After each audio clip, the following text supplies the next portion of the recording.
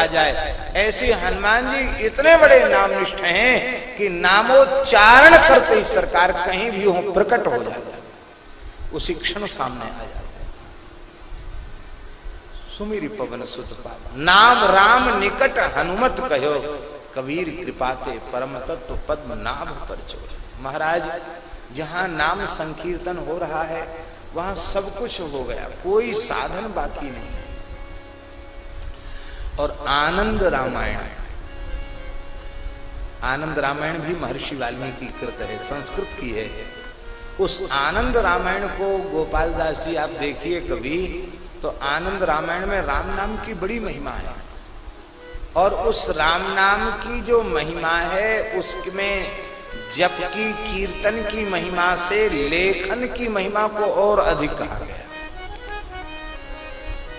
कभी अवसर होगा तो आनंद रामायण ग्रंथ के माध्यम से हम सुनाएंगे। उसमें लिखा हुआ है नाम लेखन, नाम जप और नाम कीर्तन से अधिक महत्व उसका है। कैसे? बोले उसमें वृत्ति की एकाग्रता ज्यादा है। आप जप कर रहे हैं कि हो सकता है वृत्ति इधर उधर चली जाए, लेकिन लेखन के समय वृत्ति में तन्मयता ज्यादा आ जाती है। हाथ से लिख रहा है, नेत्र से देख रहा है और मानसिक रूप से नाम का उच्चारण कर रहा है, स्वरूप का ध्यान कर रहा है।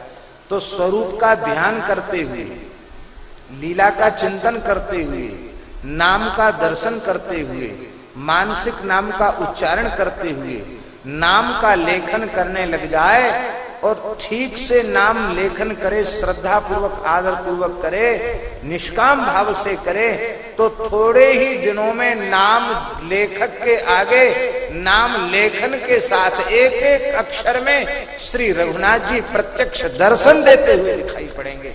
एक एक अक्षर में नीलांबर श्यामल कोमलांगम श्री राम कृष्ण की झांकी सामने प्रकट होती हुई दिखाई पड़ेगी। अनुभव किया है। एक हम आपको घटना सुना रहे हैं, आपको सुन के बड़ा आश्चर्य होगा।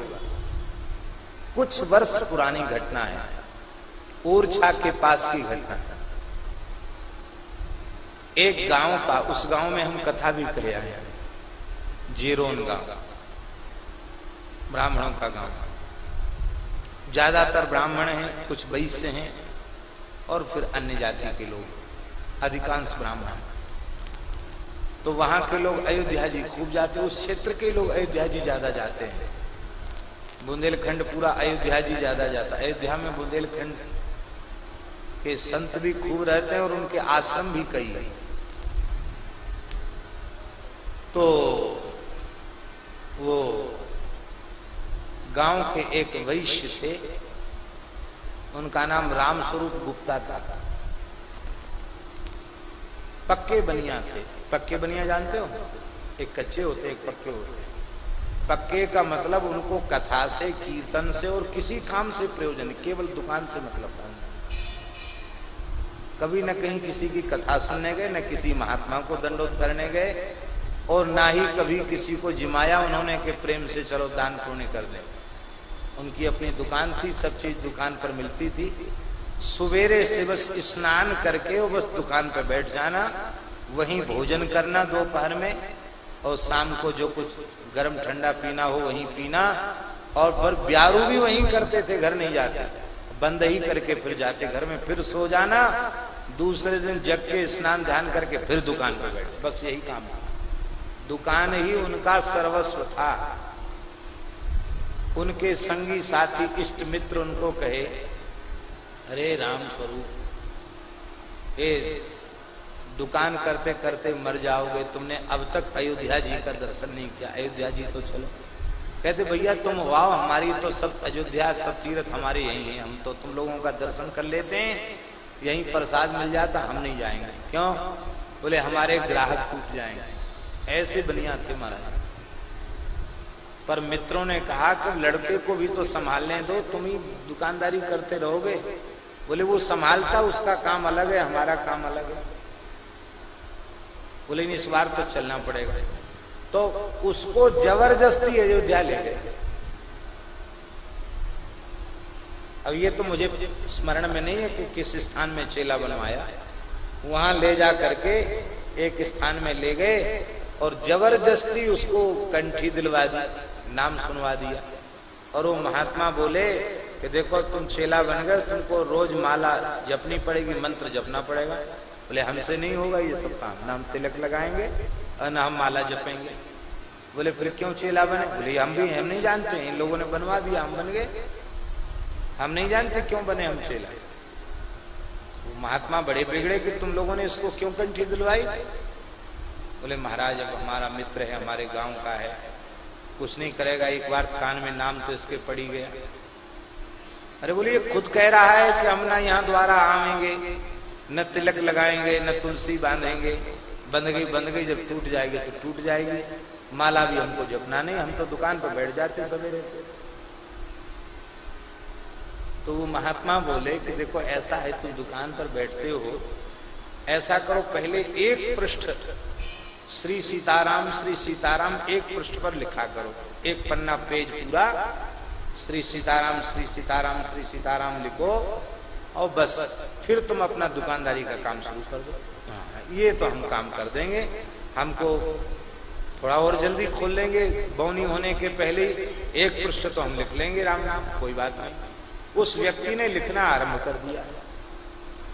सत्य घटना सुना रहे हैं, उस व्यक्ति के मरे हुए अभी हम समझते हैं मुश्किल से 10 वर्ष हुआ होगा।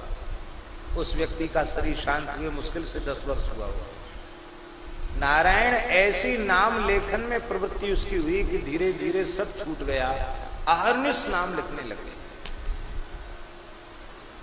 हम समझते करोड़ की संख्या से ऊपर भी नाम लिखा होगा, इतना लिखा और इतना नाम लिखा कि आप सुनकर आप आश्चर्य करेंगे।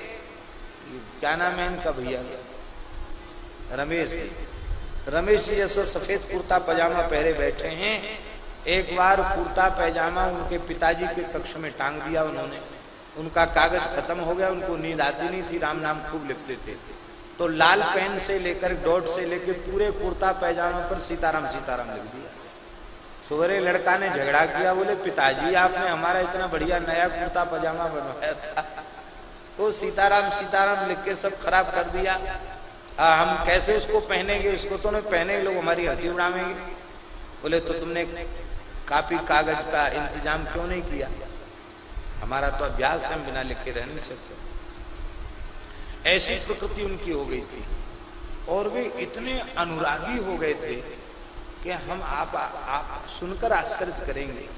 राम नाम श्रवण करते उनके नेत्रों से अश्रुधार बहने लगे, व्याकुल हो जाते। वस्तुतः वे अयोध्या नहीं गए, लेकिन उन्होंने जो नाम लेखन का साधन किया उससे ऐसा हुआ कि निर्जला एकादशी तिथि गांव के पास में बहने वाली जामुनी नदी, वहां स्नान करके आए और स्नान करके आने के बाद खूब मलयागिरी चंदन के साथ भोले बाबा का पूजन किया और पूजन करने के बाद बड़े दर्पण सामने रखकर बैठ गए, खूब सुंदर तिलक लगाए। वैसे रोज नहीं लगाते लोग, थोड़ा चंदन लगा लेते थे। उस दिन गुरु महाराज वाला खूब सुंदर तिलक, 12 तिलक पधराए और यहाँ सीताराम, यहाँ छाती पर, पेट पर, भुजाओं पर, जहां तक लिख सकते थे सब जगह सीताराम अपने हाथ से लिखा। एक सामने एक दुकानदार था, ये जो कांसे का काम करते हैं ना, पीतल के बर्तनों का, उसको उस क्षेत्र में कसेरा कहते हैं। कांसे पीतल बर्तनों का, वो भी वैसे ही होते हैं पर धातु के बर्तनों का काम करते हैं। उस व्यक्ति को उन्होंने बुलाया और सामने वाली व्यक्ति था, उसको बुला करके कहा कि भैया देखो, हमने सब जगह तो सीताराम लिख लिया, पीठ पे लिखते नहीं बन सकता, तो ये चंदन बचाए हमारी पीठ पर भी लिख लो। तो पीठ पर सीताराम लिखवाया और केवल तौलिया लगाए हुए हाथ में माला झोली लेकर बोला, आज तो गुरुजी के मंत्र का जप कर ही ले। और मंत्र जप करते करते भगवत धाम चला।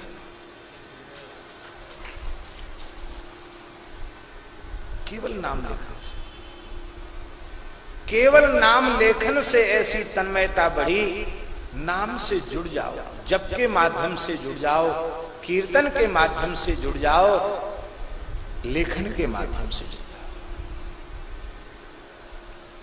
हमारे अभी लोगों को बहुत अनुभूतियां लाभ की हो रही है। श्री ठाकुर जी के सत्संकल्प से, संतों की, गुरुजनों की महती कृपा से हमारे मन में बहुत समय पहले ही भाव था। श्री प्रेम भिक्षु जी महाराज की प्रेरणा से लोगों ने नाम लेखन किया और हनुमान दांडी में एक दिव्य रूप से हनुमान जी ही नाम लेकर के आए। ये घटना जब से हमने सुनी तो हमारे मन में आता था कि हम भी लोगों को कहें कि नाम लिखो। ये सहज साधन है, लोग जप नहीं कर सकते पर लिख सकते हैं नाम। पर मन में भाव था, उसका कोई क्रियान्वयन हम करने की दिशा में नहीं थे। जब योग बनेगा तब हो जाएगा। एक दिन ये गोपाल जी ही सामने बैठे अपने आप बोले कि महाराज जी, काशी में एक कौन बैंक है, राम रमापति बैंक, बोले वहां नाम का कर्ज मिलता है, नाम लेखन होता है और नाम लेखन बहुत लोग नाम लेखन करके लौकिक और आध्यात्मिक दोनों प्रकार का लाभ प्राप्त कर रहे हैं, क्यों ना ऐसा यहाँ स्थापित हो। हमने कहा आपने तो हमारे मन की बात कह दी, बहुत अच्छी बात है, पर हम बहुत अधिक सक्रिय नहीं हैं। आप लोग सक्रिय होकर के यदि ये कार्य कर सकें तो बहुत अच्छा है। किसी भाव से जीव भगवान नाम से जुड़े, उसमें सबका कल्याण है, सारे विश्व का कल्याण है, बहुत अच्छी बात है। तो भगवत कृपा से फिर मन में हमारे प्रेरणा जगी कि केवल श्री राम नाम नहीं, भगवान नाम में भेद नहीं है। 10 नामापराधों में हरि और हर के नाम में भेद करना, शिव और विष्णु में भेद करना, यह भी 10 नामापराधों में एक नामापराध माना गया है। 10 नामापराध में शिव हरि हर में भेद करना भी नामापराध माना गया है। शिव नाम में और भगवान नाम में भेद करना भी नामापराध माना गया। ऐसा विचार करके मन में भगवत प्रेरणा हुई कि भगवान नाम बैंक नाम रखा जाए, भगवान नाम बैंक। उसमें सीताराम लिखो, राधे श्याम लिखो, गौरी शंकर लिखो, चाहे जो भगवान का नाम लिखो, लिखने वाले की स्वतंत्रता है। श्री कृष्ण गोविंद लिखो, जो इच्छा हो सो लिखो, पर संख्या पूर्वक लिखो। और जो आपको प्रिय नाम, सीता नाम लिखो, राधा नाम लिखो, हरि नाम लिखो, कृष्ण नाम लिखो, राम नाम लिखो, शिव नाम लिखो, जो भी नाम आपको प्रिय हो वह नाम आप लिखो। और वो कार्य भगवत कृपा से चल रहा है, पर अभी उसको बड़े रूप में प्रारंभ नहीं किया गया। श्री गोपाल दास जी की इच्छा हो रही थी कि पूज्य श्री प्रेम भिक्षु जी महाराज की प्राकट्य भूमि है ये, ऐसे नामनिष्ठ संकीर्तन सम्राट महापुरुष का आविर्भाव हुआ है। वे इस युग में उनके भावावेश और उनके नाम निष्ठा को देखकर लगता था श्री चैतन्य महाप्रभु की ही झलक प्राप्त हो रही है।